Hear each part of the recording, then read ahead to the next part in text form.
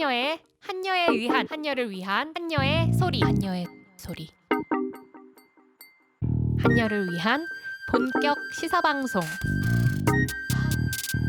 한여의 소리. 네, 한여의 소리 다시 돌아왔습니다.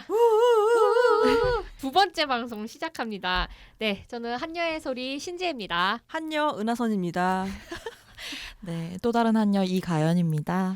네, 오늘은 지난번 박원순 사건 거짓말 부대 1편에 이어서 두 번째 거짓말 부대 관련해서 좀 이야기를 해보려고 하는데요. 제가 박원순 사건이 묻힌 게 아닌가 이런 게 좀 걱정될 정도로 맨 처음 박원순 시장이 사망하고 나서는 떠들썩하다가 최근에는 보도가 많이 안 되고 있어요. 그래서 제 주변에 박원순 사건 관련해서 혹시 보고 있냐라고 물어보니까 사실 안 보고 있다. 끝난 거 아니냐 이런 이야기들이 굉장히 많더라고요. 그래서 왜 끝난 거 같냐라고 물어보니까 방송에 많이 안 나와서 이미 끝난 거 아닌가라고 생각을 했다. 이런 말씀을 해주셨거든요. 주변에 박원순 사건 관련해서 좀 어떤 반응들이신가요? 저는 오히려 좀 박원순을 지지하시는 분들이 주변에 많아가지고 이게 쟁점화되는 게 별로 싫다 이런 말씀 많이 들었거든요. 그러니까 그런 분들의 의사에 의해서 약간 기사도 안 나오고 그러니까 별로 보기 싫고 지치고 약간 이런 느낌이 더 많이 받은 것 같아요. 이미 죽었는데 죽은 사람 가지고서 무슨 얘기 더 하냐. 죽었으면 끝난 거 아니냐 이렇게 생각하는 사람들이 더 많은 것 같고, 근데 이제 최근에 그 김재련 변호사에 대한 이야기들 나오고, 그리고 페미니스트들이 페이스북에 관련된 글들 이제 공유하면서 그래서 또 관심 있게 보는 사람들이 좀 늘어난 것 같다라는 생각도 들어요. 저는 오해들이 좀 있는 것 같은 게 박원순 시장이 죽었기 때문에 공소권이 없어서 사건이 종결된 거 아니냐, 더 이상 파헤쳐도 어쩔 수 없는 거 아니냐 이런 이야기들 되게 많이 하시더라고요. 박원순 시장을 옹호하고 또 피해자를 공격하는 육충 사람들이 아직도 판을 치고 있고, 그리고 박원순 시장이 피해자한테 그 메시지를 보냈을 때, 그다음에 음란한 사진을 보냈었을 때 그 텔레그램으로 비밀 채팅방으로 보냈다고 하더라고요. 근데 텔레그램을 혹시 다들 쓰시는지 모르겠지만 텔레그램 비밀 채팅방은 자기가 폭발을 할 수 있고 자신의 메시지를 다른 사람 텔레그램에서도 자신의 텔레그램에서도 삭제 가능하거든요.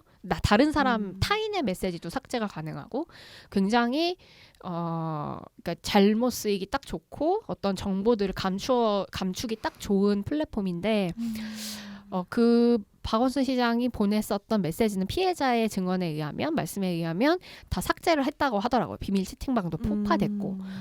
근데 그걸 알기 위해서는 핸드폰 포렌식을 통해서 지금 남아있는 데이터들을 확인해 봐야겠죠.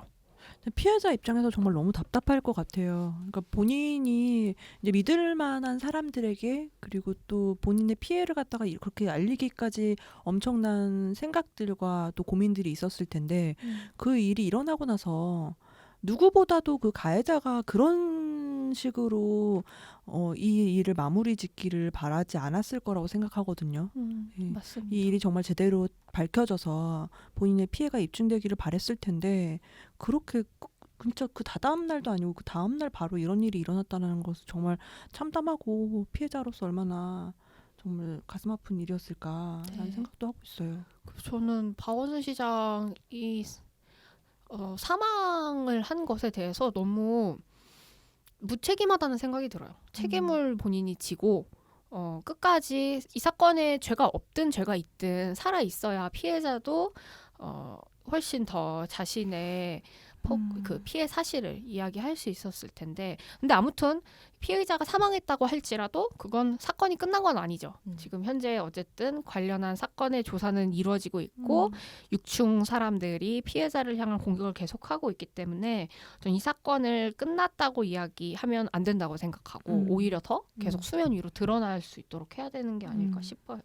저도 피의자가 죽었다고 해서 이 책임이 이제 그 책임을 안고 죽었다 이런 식의 말들에 저는 진짜 동의하지 않거든요. 그냥 죽음은 죽음일 뿐이고 책임은 책임대로 아무도 지지 않았기 때문에 지금 남겨져 있는 거고, 어찌 보면 지금 오늘 얘기하려고 하는 이 6층 사람들이 그 책임의 소재에도 분명히 있는 사람들인데 어떻게 책임을 회피했나 또는 책임을 졌나 아니면 앞으로 어떤 책임을 져야 되나 이런 거를 저희가 확실하게 좀 뭐랄까 논의를 하지 않으면 앞으로 똑같은 일들이 계속 반복될 수 있는 거거든요. 그러니까 성폭력 사건이라는 게 어떤 하나의 사건이 아니라 계속 그런 얘기 하잖아요. 문화를 돌아봐야 된다.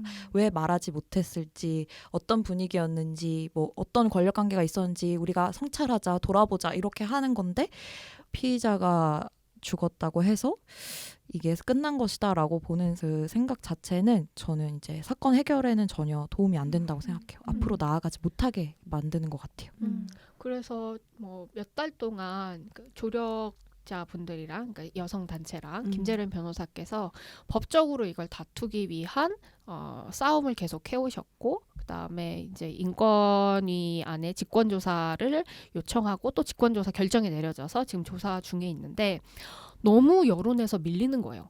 너무 이제 서울시 측 사람들이 공격을 하고 비방을 하고 뭐 유튜버 막 이런 사람들이 가짜 미투다 뭐 또 기획된 미투다 이런 얘기를 하니까 김재련 변호사님도 이제 보다 안 되시겠는지 방송에 얼마 전에 출연을 하셨더라고요. 김경래의 최강 시사 보셨어요? 거기 김재련 변호사님 나오셔서 그 가짜 뉴스와 뭐 이러저러한 말들에 요목조목 팩트 체크를 해주셨고 사실관계를 정리해 주셨는데. 제가 거기서 김재련 변호사님을 존경하게 됐습니다. 말씀을 얼마나 잘하시는지 어떻게 말씀하시는지 제가 따라할 수도 없어요. 제가 따라하기도 어렵어요. 따라할 수 없는 따라하지 못하는 것으로. 따라할 수 없어요. 네. 따라할 수 없어요. 저희가 한번 들어볼게요. 네. 저희가 듣는 것으로. 여기에 꼭 그 말씀을 링크. 넣어주세요. 오디오 클립을. 여기. 그래서 준비했습니다. 9월 14일 KBS 라디오 김경래의 최강 시사. 피해자 대리인 김재련 변호사님 나와 계십니다. 안녕하세요. 네, 안녕하세요. 4월 사건을 말씀하셨으니까 그 얘기부터 꺼내는 게 네. 좋겠네요. 밝힌 이유가 따로 있을까요? 저희가 2차 기자회견 때 네. 기자회견 전에 저희가 회견을 하거나 할 때는 피해자하고 문구 등에 대해서도 다 논의를 하는데 2차 기자회견 7월 말에 있었는데 그때 피해자는 이 내용을 그냥 밝혀도 좋겠다라고 결심을 했었어요. 2차 때 이미? 네, 예. 그래서 제가 기자회견 할 때 아마 제 워딩 중에도 보면 피해자가 작성한 진술서가 유출된 경위에 대해서 고소해서 조사 진행 중이다 이런 얘기가 있었는데 네. 방금 말씀 주신 것처럼 언론에서도 2차 피해 방지를 위해서 그 부분에 대한 명시적 언급을 안 해주셨거든요. 맞아요. 그럼에도 불구하고 유튜브에 보면 4월 사건과 관련해서 피해자가 그 실제 등장하지 않는데 마치 피해자가 등장하는 CCTV처럼 이런 가짜 유튜브 내용들이 떠돌아다니고 그게 기사화가 되고 네. 이런 것들이 피해자에게는 굉장히 힘든 네. 상황들이었습니다. 피해자는 4월 사건 그다음에 박 시장 사건이 공통적으로 서울시 내부의 구조적인 문제 하에 발생했다고 보는 것이기 때문에 네. 피해자가 그 부분에 대해서 더 이상 이렇게 가짜 뉴스가 돌아다니는 것을 네. 감당하는 것은 적절치 않겠다라고 판단을 해서 인터뷰를 통해서 언급을 해달라라고 네. 해서 언급하게 됐습니다. 말씀을 조곤조곤 아주 논리정연하게 반박하지 못하게 다다다다닥 정리해 주시는 모습을 보면서 대장이다. 대장님이다. 우리 최고의 뭐뭐다. 칭찬 대장. 대장. 근데 그걸 보고 그 뒤에 조금 있다가 민경국 전 인사담당 기획실장이 페이스북에 직접적으로 변호사님을 공개 반박하고 나섰거든요. 페이스북 왜 페이스북으로 해? 그러면 어디로 해요? 그러니까 페이스북이라는 게 반박을 하기 위한 게 이게 그 사람한테 직접 뭔가 이거 아니에요? 이거 아닌 것 같아요? 얘기하는 게 아니라 그냥 자기 주변 사람들한테 그러니까요. 설득하는 거잖아요. 그러니까요. 저거 거짓말이야 이런 식으로. 그러니까요. 그리고 근데 그걸 몇몇 기자들은 그걸 보도해주고 혹시 그 어떤 내용을 반박했는지 좀 말씀해 주실 수 있나요? 네, 뭐 주요 반박한 내용으로는 4월 성폭력 사건이 발생했었을 때 서울시는 성폭력 매뉴얼을 잘 따랐다는 거예요. 이 성폭력 사건이 그 박원 사건 얘기하는 건 아니죠? 네, 다른 사건 이거 얘기하는 거죠? 정말 너무 충격적이고 최강 시사에 출연하셔서 변호사님께서 그 말씀을 해주셨고요. 근데 이걸 갖고 또 공격하는 거예요. 김재련 변호사가 그 얘기를 언급한 것만으로도 피해자에 대한 2차 가해다. 그거를 왜 이야기를 하냐. 이 2차 가해에 대한 정확한이라고 해야 될까요? 뭔가 정리가 필요할 것 같아요. 그러니까 뭐 이게 왜 2차 가해? 그러니까 지나간 사건을 말하는 것 자체가 2차 가해라고 그러니까 잘못 생각하시는 것 같고, 그러니까 2차 가해에 대한 개념 자체를 모르는 것이는 것 같은데, 어쨌든 성폭 사건이 일어났을 때 피해자를 그 성폭 사건의 원인을 피해자에게 돌리거나 탓하거나 아니면 피해자의 평소 행실을 문제 삼거나 이런 것들이 2차 가해인 것이지, 사건에 대해서 언급하는 거 그거 자체를 2차 가해라고 하지는 않거든요. 그렇죠. 그리고 또 김재련 변호사님은 어쨌든 현재 조력자로서 피해자의 곁에 서 있는 거의 유일무이한 사람이잖아요. 그분께서 피해자에 대한 공격을 막기 위해 지금 현재 서울시청이 어떤 것들을 잘못하고 있는지를 조목조목 짚고 있고, 피해자의 성폭력 피해가 얼마나 심각한지를 얘기하고 있는 와중에 그걸 얘기했다고 2차 가해라고 하면, 그러면 김민웅 씨가 나와서 피해자 보고 얘기해라라고 하는 거는 그거는 2차 가해가 아닌가요? 2684차 가해. 5,000차 가해. 1조 1억. 누구보다 피해자 옆에서 피해자의 의사를 대변하고 있는 사람한테 피해자 2차 가해를 한다? 그걸 말하는 게 2차 가해다? 피해자가 그걸 원하지 않았을까요? 피해자의 동의를 얻지 않고 말한 것이었을까요? 그러니까 변호사의 역할에 대한 것 자체를 되게 신뢰를 깎아내림으로써 또 박원순을 지키려고 하는 그런 의도가 너무 보이는 말인 것 같아요. 그리고 김경래 최강시사 나와서 전 서울시 비서관이 뭐라고 했냐면, 4월 서울시 비서실 성폭력 사건 관련해서는 피해자가 문자로 피해 호소를 했는데 그걸로 인사조치할 근거가 없었다라고 하는 거예요. 서울시에는 성희롱 예방 지침이라고 하는 것이 있어요. 그래서 이 안에 공무원들을 대상으로 성폭력, 성희롱 예방 교육들을 전 공무원에게 계속해서 실시해야 되고, 고충 상담 청구를 마련해서 운영을 해야 되고, 피해자 보호와 2차 가해를 막기 위한 조치들을 공무원들이 해야 하고, 피해자들에게 잘못된 조치를 취하면, 예를 들면 2차 가해 같은 것들을 하면 안 되고 거의 가해자에 준하여서 처벌하는 규정들이 있고, 그다음에 무관용 원칙도 있거든요. 그런 거에 따르면 지금 예를 들어서 인사조치할 근거가 없었다, 이렇게 이야기하기에는 지침이나 행동 강령에는 너무 많은 것들이 세세하게 정리되어 있고 자기가 몰랐다고도 할 수 없죠. 그렇다면 서울시 자체에서 성희롱, 성폭력 관련한 예방 교육을 제대로 안 했다라고 하는 걸 뜻하니까, 그럼 매뉴얼에 따랐으면 아마 서울시장한테 보고했었어야 됐을 거예요. 그럼 서울시장한테 보고를 했는데 서울시장이 뭐라고 했을까요? 서울시장이. 네, 박원순 서울시장이. 그걸 얘기해야 된다고 생각해요. 인사담당 기획실장이 박원순 시장한테 분명히 이걸 보고했었어야 됐는데 보고를 어떻게 했었을까? 그럼 박원순 시장이 뭐라고 답했을까? 그 다음에 보고하지 않았으면 지금 이 사람이 덮은 거죠. 당연히 응당해야 될 그 사건 처리 매뉴얼에 따르지 않고요. 왜 이렇게 일을 못하죠? 공무원이잖아요. 아니 공무원인데 왜 이렇게까지 일을 못하죠? 이거 되게 문제적이잖아요. 사실은 공무원들은 어떤 매뉴얼에 따라서 일을 하는 사람들이잖아요. 본인이 가지고 있는 어떤 신념이나 이런 것에 대해서 일을, 그러니까 신념이잖아요. 이거는 일종의 자기가 가지고 있는 그 박원순을 지켜야 된다는 신념이라든지, 아니면은 그 밑에 있는 사람을 이 자리에서 떠나지 않게 해야 된다는 신념이라든지, 내가 가지고 있는 성폭력 피해자라는 건 이럴 것인데 내가 봤을 때 이 피해자는 내가 가지고 있는 성폭력 피해자에 대한 신념과는 좀 다르다는 신념이라든지, 이런 식의 일종의 자기가 가지고 있는 개인적인 신념에 의해서 지금 움직였기 때문에 이 일들이 발생한 거잖아요. 왜 매뉴얼대로 따르지 않았지? 이것에 대해서도 분명히 문책을 해야 되고. 예, 근데 이걸 전혀 아무것도 하지 않고 있고, 지금 오히려 이 사람들이 똘똘 뭉쳐가지고 지금 피해자가 거짓을 이야기하고 있다라는 것에 계속해서 이게 하나하나 다 붙이고 있는 상황이니까 이게 답이 안 나오는 거죠. 이게 피해자가 피해 호소를 했을 때 과연 그게 문제라고 생각을 했을까? 그런 생각은 들어요. 문제라고 생각하지 않았기 때문에 조치를 취하지 않은 건 아닌가? 아, 뭐 그게 무슨 성희롱이야 뭐 이러면서 피해라고 생각 안 했을 것 같아요. 그냥 있을 수 있는 일이지, 그냥 뭐 원래 그런 거잖아. 그러니까 그거는 의도와는 상관이 없는 거예요. 피해를 묵살할 의도와는 상관없이 묵살하게 된 거죠. 어찌 보면 인정받지 못한 피해는 사실은 이제 침묵하게 되는 거잖아요. 근데 아마 이 사람들도 물어보면은 다 그렇게 얘기를 할 거예요. 아, 성폭력 없어져야 되고. 그러니까 이 사람들한테 대놓고서는 성폭력이 있는 세상을 원하십니까? 성폭력이 없는 세상을 원하십니까? 이렇게 했는데 성폭력 있는 세상이요라고 대답할 사람 아무도 없어요. 그렇죠. 아무도 없는데 하는 짓을 보면은 성폭력 있는 세상을 원하는 것처럼 하고 있는 거죠. 근데 본인이 하고 있는 게 지금 이게 피해자를 괴롭히는 일인 것도 아마 모를 수도 있어요. 네, 그게 문제죠. 저는 그것의 연장선에서 4월 성폭력 사건이 어떻게 발생할 수 있었냐를 한번 묻고 싶은데 어떻게 감히 공무원이 공무원을 성폭행해요. 사실은 누구나 성폭력 가해자가 될 수 있다라는 걸 보여주는 일이기도 하죠.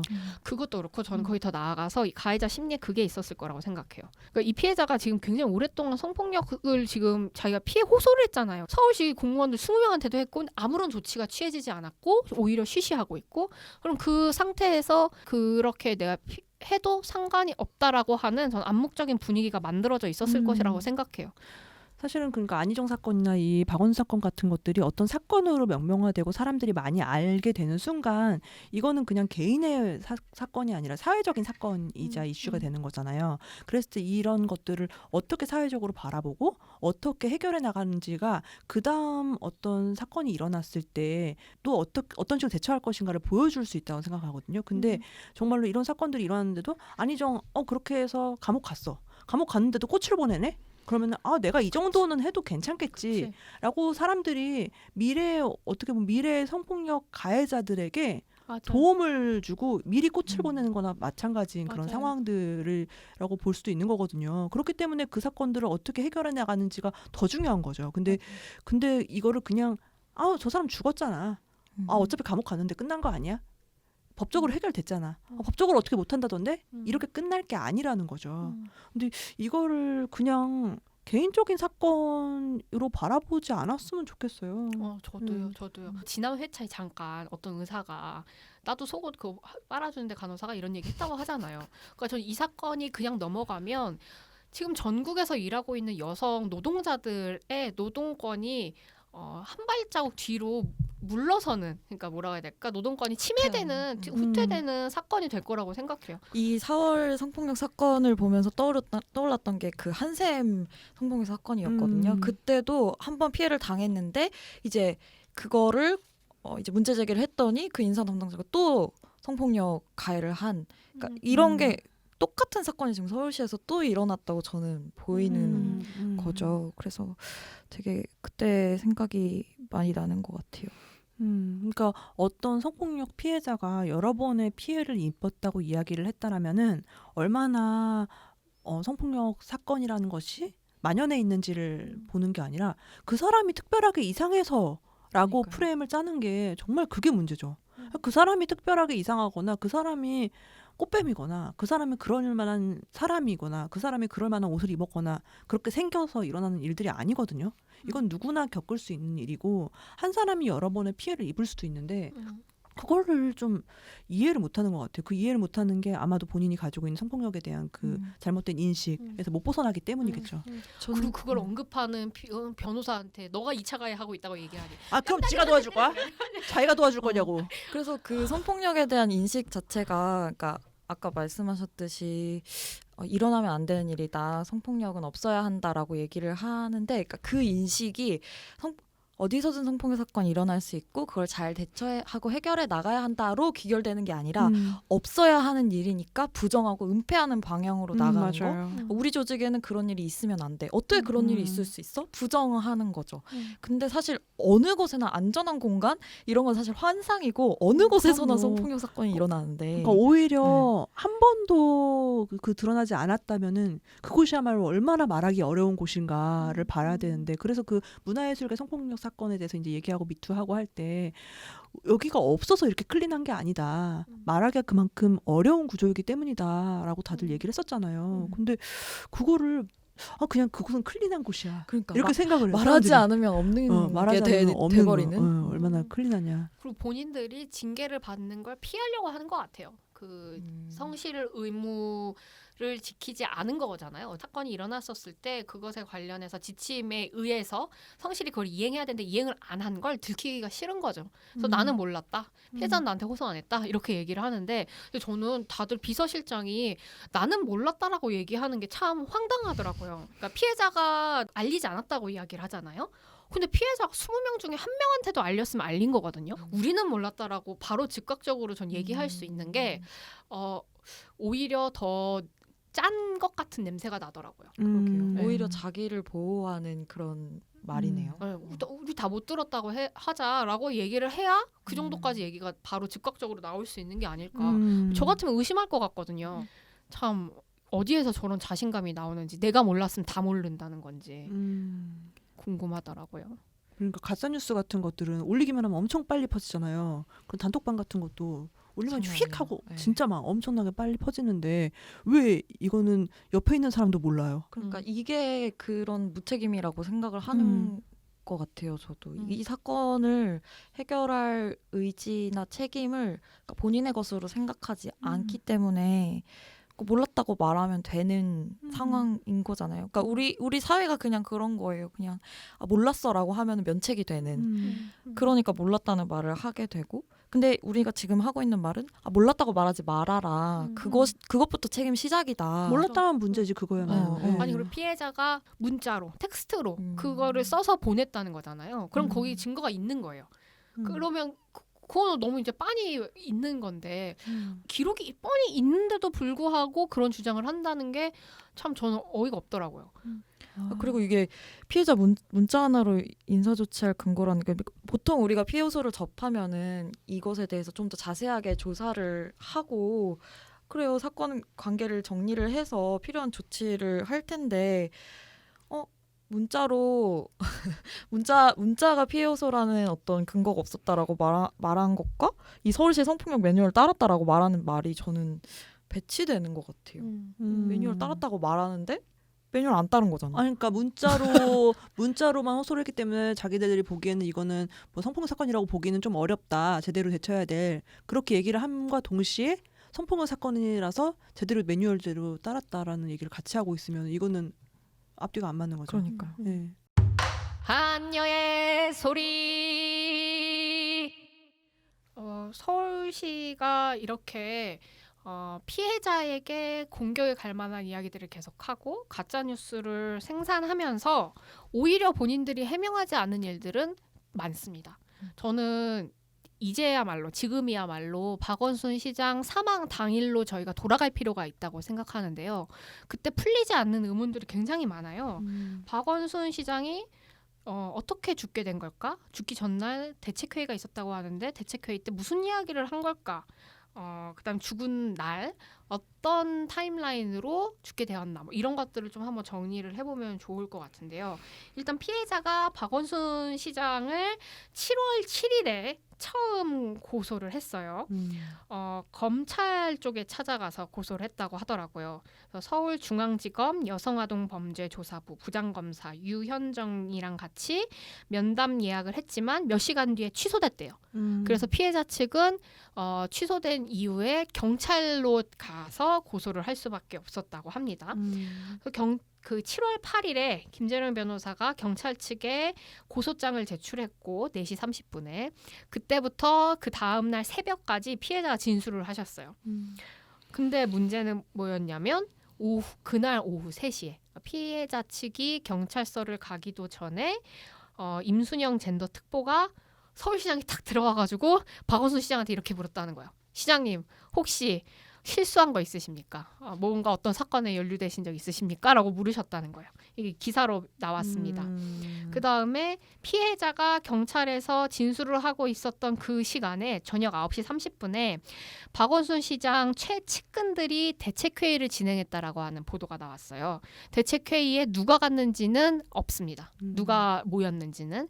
근데 제 생각엔 젠더 특보랑 비서관만 있을 리는 없고 핵심 인물들 뭐 예를 들면 고한석 전 비서실장이나 이런 사람들이 들어가서 이 대책회의를 하지 않았을까. 근데 사실 이게 문제가 굉장히 큰 게 뭐냐면 공소 사실을 서울특별시장이라고 해서 먼저 알 수 있는 권리는 없어요. 지금 수사 상황에 먼저 접근한 거잖아요. 오히려 피해자를 뭐 이렇게 뭐라고 해야 되지? 보호해줘야죠. 어떤 일이 벌어질 수도 있기 때문에. 왜냐면은 이 사건은 그러지는 않았지만 피해자한테 가서 뭐 협박을 한다거나 아니면은 고소를 취하하라거나 이런 식으로 하는 사건들도 굉장히 많기 때문에 바로 그걸 알려주는 경우는 없어요. 아예. 그쵸, 예, 그쵸. 없는 일이죠. 그리고 이렇게 되고 나서 바로 당일에 모인 거잖아요. 이 대책회의를 한 거잖아요. 근데 이때 무슨 얘기까지 나왔냐면 시장직을 사의해야 되는 거 아니냐. 그런 얘기까지 나왔대요. 네, 그런 이야기까지 대책회의 안에서 나왔다는 거예요. 근데 전혀 아무 사실도 모르고 그 다음에 무고하고 이러면 시장직을 사의해야 한다 이런 얘기까지 나왔을까요? 그러니까요. 나름 그 안에서 이야기되고 있던 것들이 있었을 거고 그리고 증거라고 할 만한 것이 있었기 때문에 그런 얘기까지 나왔겠죠.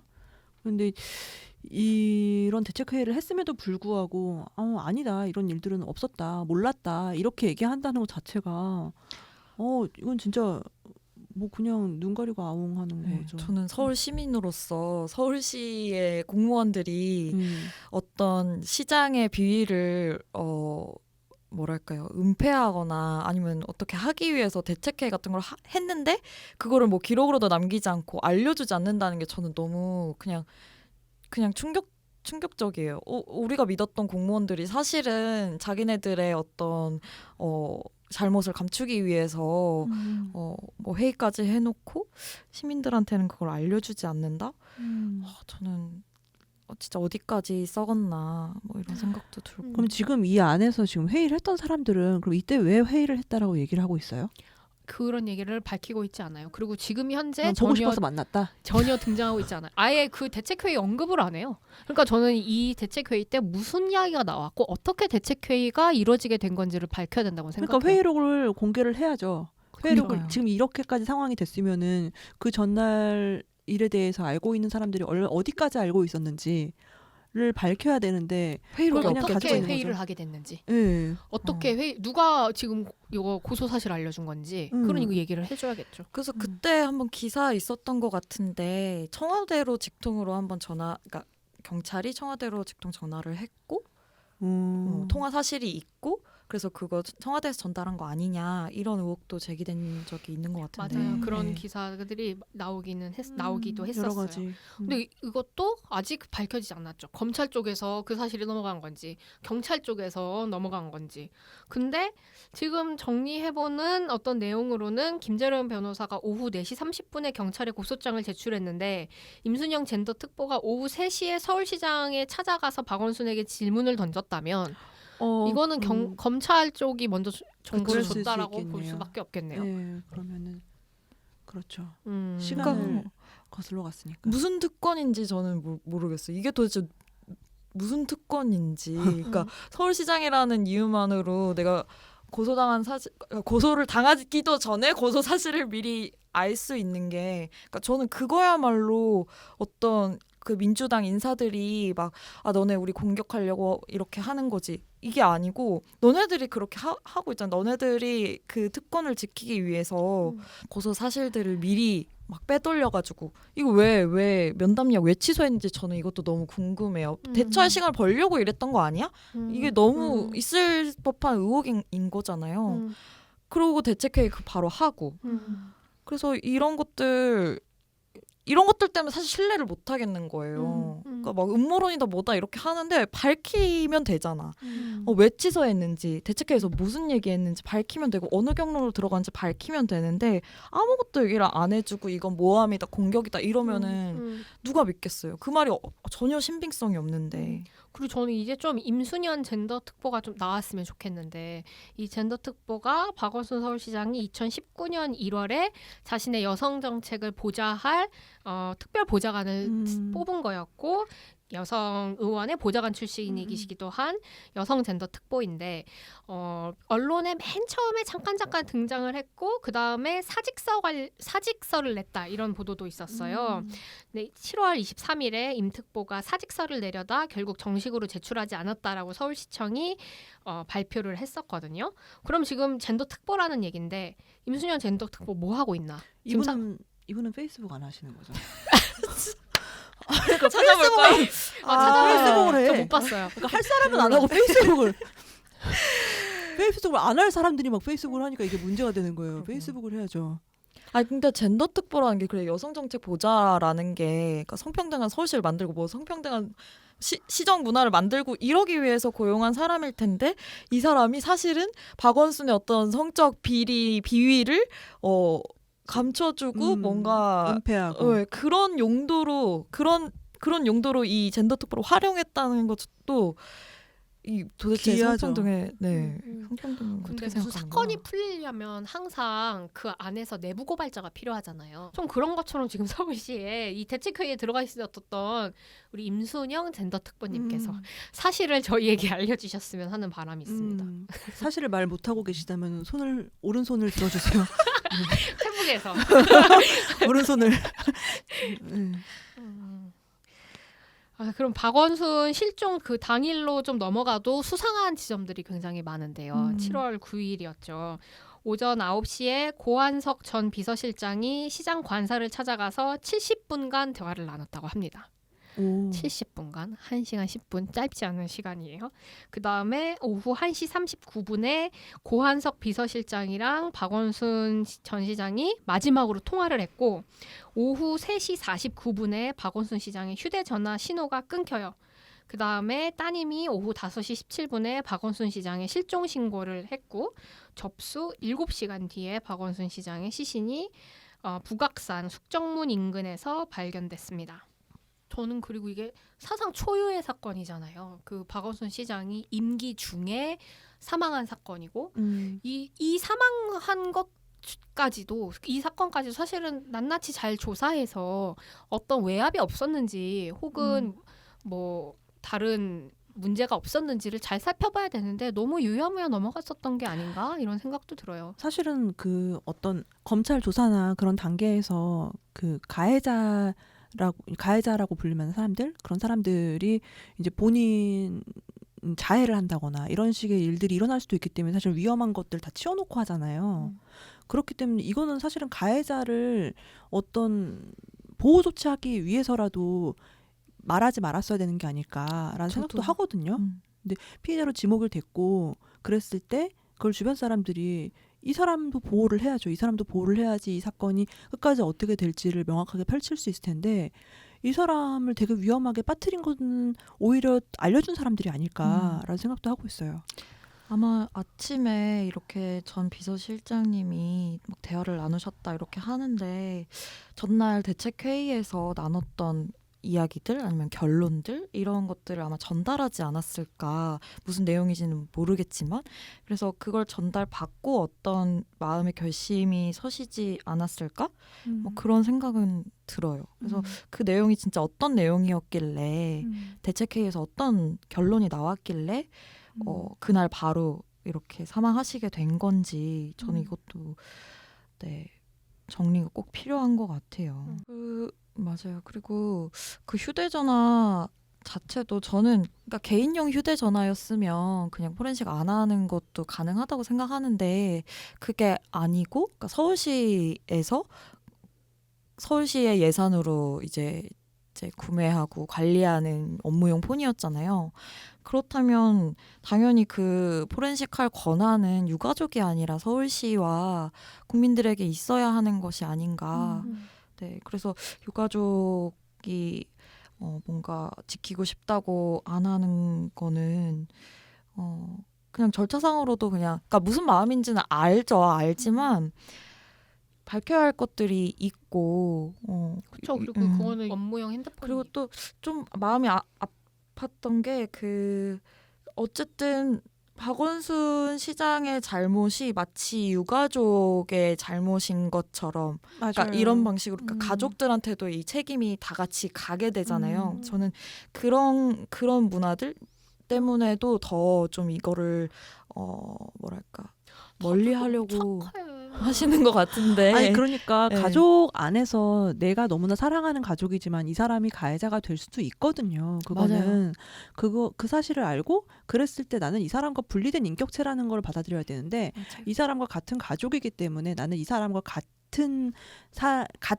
연결되어 있는 그런 같은 분리될 수 없는 그런 존재이고 그렇기 때문에 욕을 했을 때나 실제로 이 사람이 가해자라는 것을 이제 누군가가 얘기를 했을 때 분리해서 생각을 할 수가 없게 만드는 거 이거 되게 문제적이거든요. 그리고 그 회사 안에서도 그렇죠. 내가 모시고 있던 상사가 잘못할 수 있어요. 그랬을 때 그 상사와 나를 분리시킬 수 있어야 되는데 상사와 나는 너무나 너무나 가까운 존재인 거예요. 몇 년 동안 같이 일을 했던 존재이기 때문에 이 상사에 대해서 뭐라고 했을 때 그 비난을 갖다 나에 대한 비난으로 받아들인다는 거 이거 되게 문제적이거든요.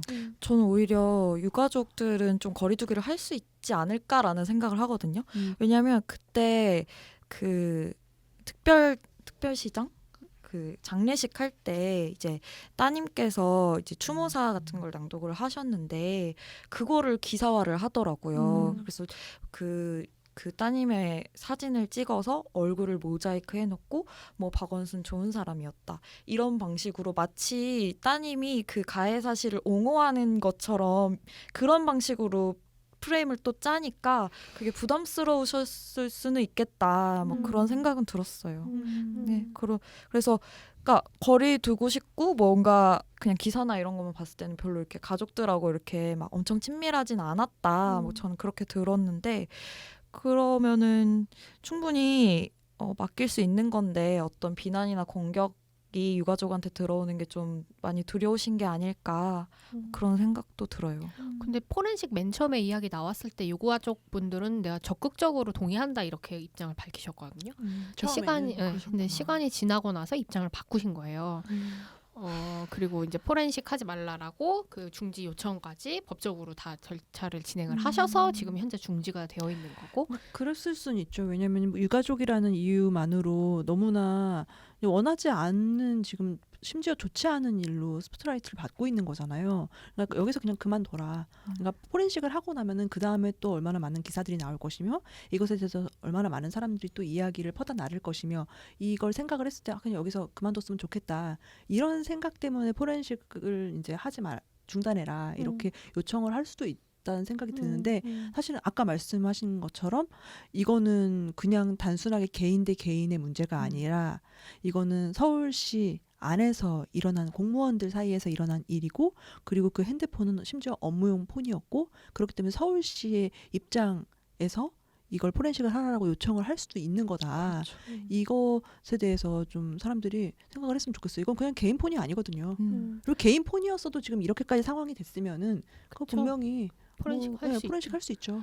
그리고 서울시는 법적으로 법원이나 뭐 사법기관에 동의를 받지 않더라도 거기에 어떤 절차를 밟지 않더라도 업무용 폰, 그러니까 서울시의 핸드폰이기 때문에 자체적으로 감사를 할 수 있어요. 그 핸드폰 지금이라도 자기네들끼리 들여다볼 수 있어요.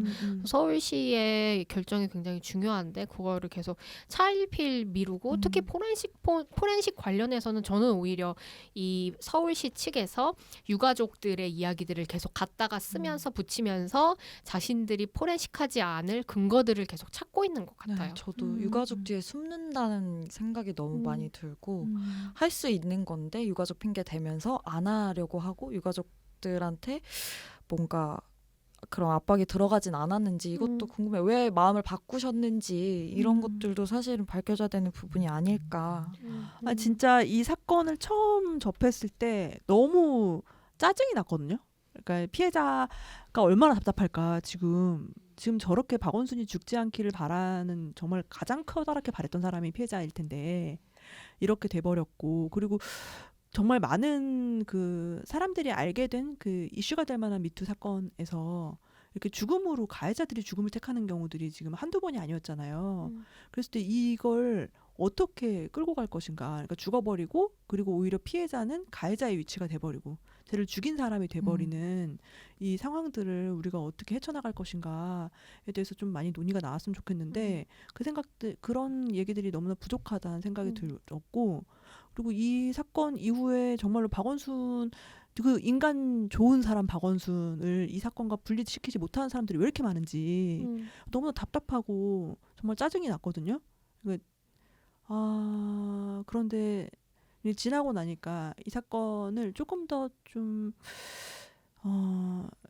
먼 발치에서 바라볼 수 있는 것 같아요. 지금은 그때만큼의 지금 분노가 저한테 있지는 않거든요. 근데 정말 너무 답답하고 너무 화가 났어요. 정말 너무 화가 났고 게다가 막 그때 또 안희정 그 모친상에 막 꽃 보내고 이런 것들이 막 모든 게 다 얽혀가지고 왜 이러는 거야? 이런 생각이 너무나 많이 들었는데 지금 이게 진짜 현실인 것 같고 이 현실 안에서 우리가 지금 어떻게 살아가야 될 것인가 그리고 누군가는 죽었지만 누군가는 계속 살아가고 있기 때문에 그리고 이런 사건들은 아마도 우리가 살아있는 몇 번 더 보게 될 수도 있어요. 너무나 슬픈 일이지만 너무 안타까운 일이지만 그랬을 때 어떻게 헤쳐나갈 것인지에 대해서 더 고민을 했으면 좋겠어요.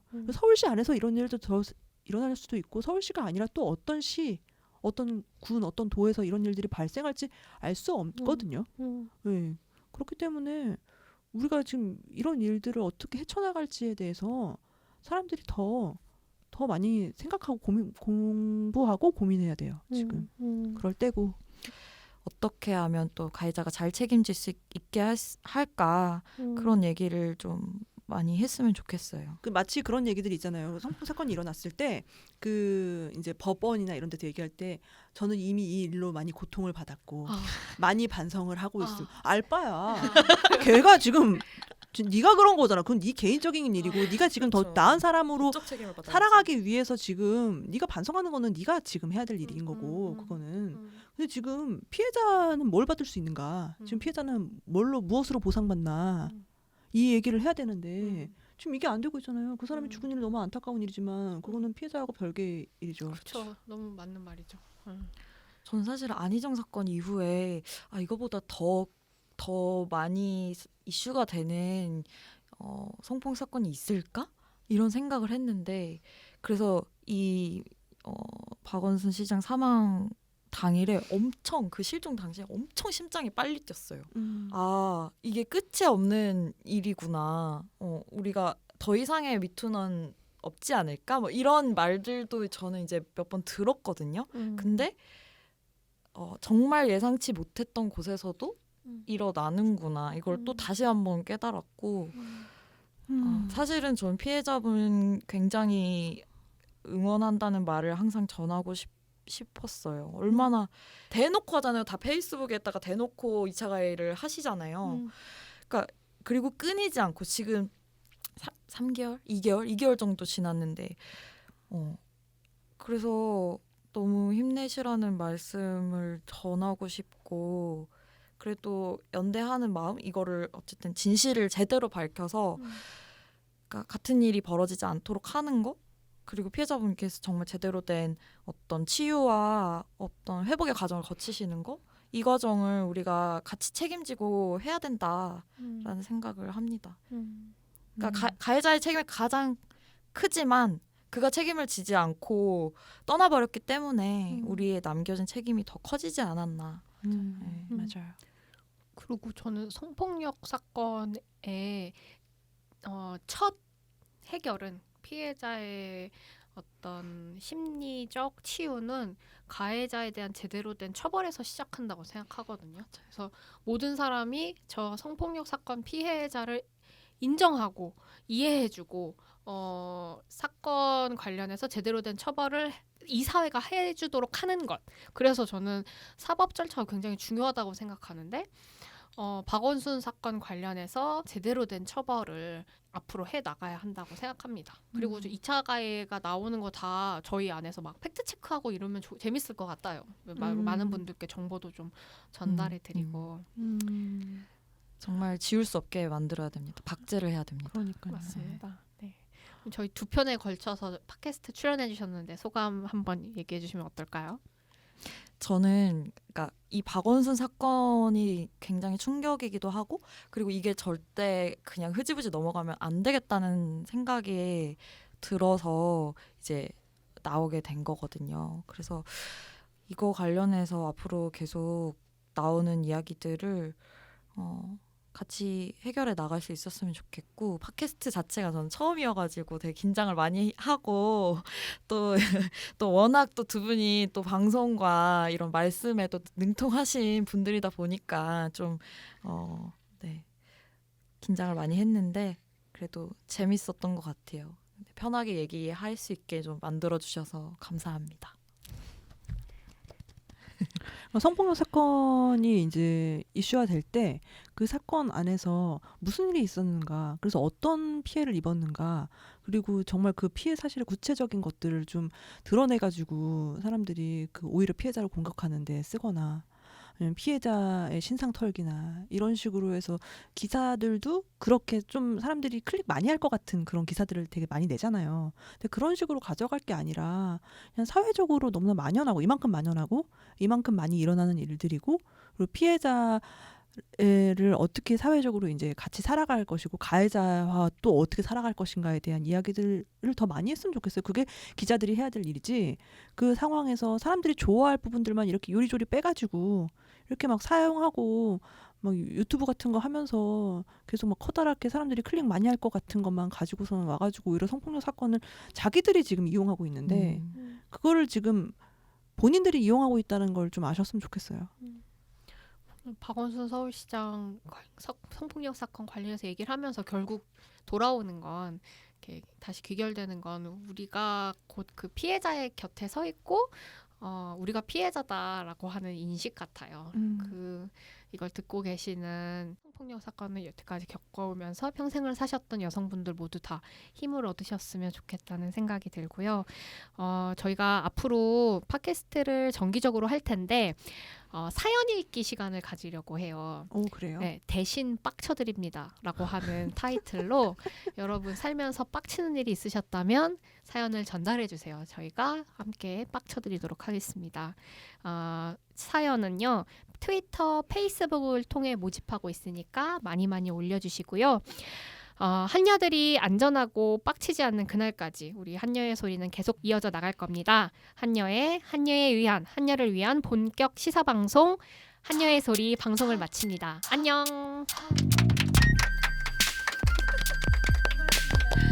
수고하셨습니다. 한여의 소리.